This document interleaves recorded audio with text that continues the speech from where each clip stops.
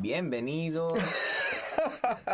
Hello, people. Welcome to the first episode of Alienados. I'm Liam Barreto. My name's Leonardo Paz. Eric Alejandro Paz.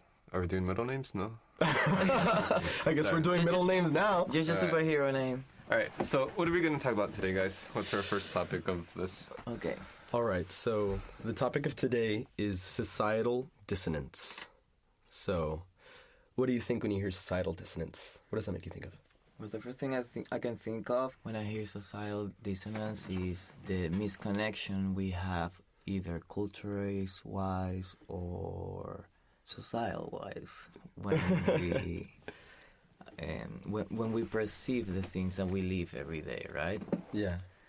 The term dissonance, when I hear the word dissonance, I'm understanding a misconnection. So if this feeling that something should be in a way and it's just not. Yeah. Okay, so that creates attention.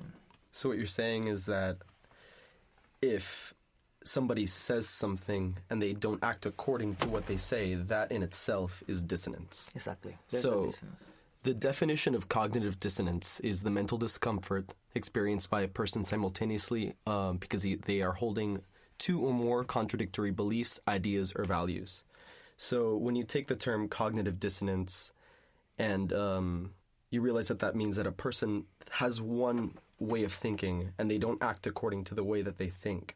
So there's dissonance within that in itself. So societal dissonance, I guess the definition that we're giving it would be the way that the world likes to view things or society likes to view things and says to behave, and in turn how it actually be. So in a sense, being hypocritical. Yes, basically. We're hypocrites. So like the biggest example is the way that everyone says, okay, recycle. Like that's the most like common thing. Like everybody is supposed to recycle. Do you recycle? I can honestly say that I do not recycle. I feel really awful about it, but our building also doesn't offer recycling. Well, a lot of my most of my both recycling is not that big, even though it's since I was little, but it's not that everyone does it, and also composting. That is not. Composting does not happen here. It's becoming slightly more here, but it's not as like.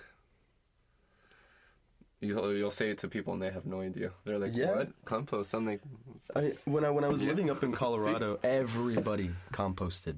Yeah, you have it part of the household. Like, completely. And every single restaurant or store or whatever, you have the three separate. You have trash, you have recycling, and then you have compost. And then it'll give explanations so you know which way to properly dispose of things, which, I mean, that's cool. That's a different topic in itself. But honestly, it would be great if we had that here. If we did implement that, obviously, just because we want our values to match our actions at the end of the day. Oh, that's true. But we'll see, because even if we'll still have to see if people are actually going to take action towards it. I mean, the U.S. pulled out of the Paris Agreement. Yeah, so we can't really represent a lot of green values. Yeah, in that matter. So that brings me to the issue that how is it that we can say that what we do matches up with what the world tells us to do? What we think is right and what keeps our values aligned. But at the end of the day, we just do what makes us happy, individual happiness. Yeah, society kind of gave us this template of what we should do with the lifetime we have. So this template I think is really outdated overall in the way they constructed this template. School, university, marriage, work, all die. In between those two lines, if you reproduce and have a family, cool. But it's outdated to how we live our lives today. Yeah. Most of us don't really identify with these ideas. I mean, it has a very factory-like feel to it, And when you think about it, like the U.S. is the one that invented the factory lines.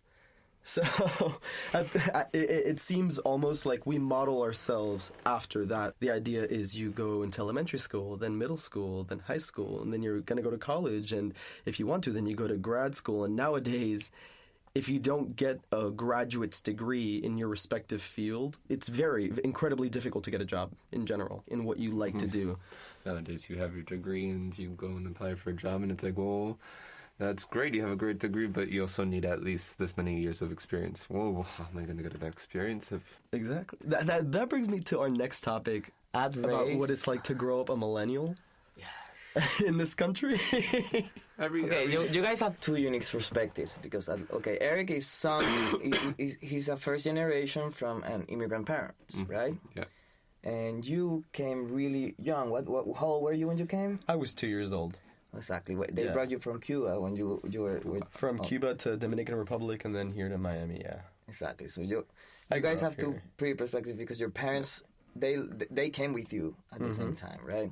So they have pretty much to struggle from the beginning, and you pretty much live the entire process of starting from scratch. Yeah. With your parents as a kid. So that's one factor compared to Eric's in this case, where by the time he was born here in the United States, he already have another position, completely different position. Okay, so standing from those 2 points of view, both clearly represent what the immigrant millennial or the millennial immigrant idea. It's a wide spectrum because we are all in it, you and I or not. Yeah. So from those two perspectives, where do you stand? Well, there's a certain element to growing up in a Hispanic family and growing up as an immigrant, parents who moved to a new country to have a better way of life, to be able to work and actually make money from working and not just work for the rest of your life and struggling either way. And they wanted to make something of themselves at the end of the day. And to a certain extent, you have that pressure on you of like... There's the responsibility factor plus the passion factor. Exactly. You have to live up to those values. There's the word values again. You have to live up to those values that they instilled in you growing up because they moved to this country not just to give themselves a better life, but to give you a better life. Exactly. To give you access to education, to freedom, to be able to be a part of this capitalist society or whatever it is that you want to call it. And it's difficult sometimes, because I grew up as an American. I am Cuban, like my nationality is Cuban, but I've been an American citizen for a lot longer than I've been a Cuban citizen. And do you have friends in Cuba? I don't. I do not. I have cousins in Cuba, like really distant cousins, and I have my aunts. Have you been to Cuba since? What was that? Have you been to Cuba? I went to Cuba again when I was 5 years old. Oh. And I remember very, very, very little about it. I just remember thinking that this is really different. Like it's so different than what I'm used to. Even now, it's still like pretty much the same as it was. And it's not necessarily that I didn't like it or that I didn't enjoy myself there because it was absolutely beautiful. And from what I remember, like I loved the house that we were in, and my grandpa had like pigs and chickens in the backyard and stuff. And like there was something that I really enjoyed about that. But would you say in Cuba they were part of the upper class, or was it the same as pretty much? So I wouldn't say that for Cuba it was part of the like upper middle class. Like I don't even think that's a thing. It's really just the really poor or the really wealthy. And like exactly, I think my family, they were kind of one of the few that were kind of in the middle. Okay. Where my grandpa was from a really poor town called Camagüey. It's one of the like more impoverished regions of Cuba. And so he had opened up his own factory while he was there, and he was making money doing that. So what he had, he would provide to a lot of the people in the community, and he provided them with jobs as well. So he was able to live a pretty good life. And the wonderful thing about Cuba, I think, is that there's a sense of community. So people sense of contribution. Yeah, people like to help each other out. Like nobody wants anybody to starve, and nobody wants anybody to suffer. So everyone is granted equal access to education, and you make of it what you will. If you want to get a degree in something amazing and you want to study or whatever. Which is usually why so many come here in Cuba having a great degree in itself, but then can't. Yeah, exactly. I have been in cabs with Cuban drivers, and they talk to me how they just some of them like am I saying age range? Yeah. Am I say age range? And some of them tells me that since they have all these freedoms, free educations and other stuff, they are not used to the work rhythm when they come here to America. So when you speak to one of them, some might be even despective when they talk about their paisanos, saying they are lazy. The ones that come here are the ones with actual ambition and with actual goals, and that are going to be the linchpin rock in their families. Yeah, they provide for everybody else. That kind of is the case. Like, I can't say that it is, though, because especially now that we don't have the Wet Foot, Dry Foot Act anymore, Cubans did have that luxury for quite a while, that if they did make it here and they set foot on dry land, then they could have their residency, and they could stay. They could stay here. That's why so many would come on a boat and they would try to stop them in the water, but if they touched land, it was. And I don't really want to touch on whether like it's good or bad that it was revoked or whatever, because that's not what this is about.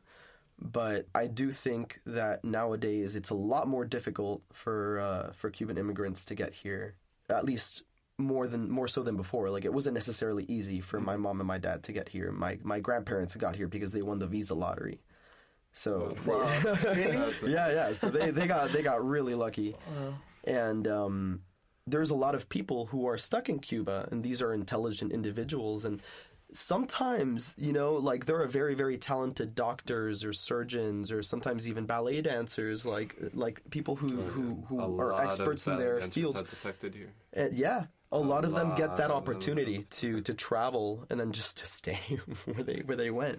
They would cross through Canada and stuff. Yeah, that shit's crazy. But that's not as easy anymore. And a lot of people who stay behind are people who don't have either the monetary capacity or the physical capacity sometimes, or sometimes, like, not in a bad way, but the intellectual capacity.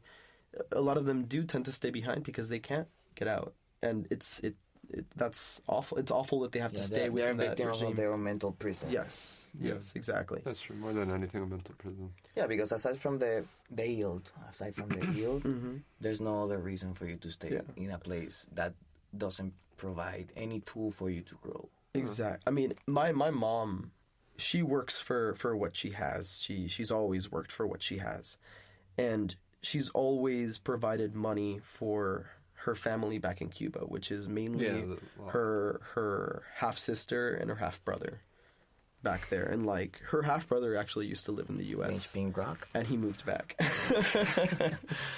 He couldn't handle it over here. And that's another thing, that people move over here and they don't realize, like, how much they have to work to get somewhere. Yeah.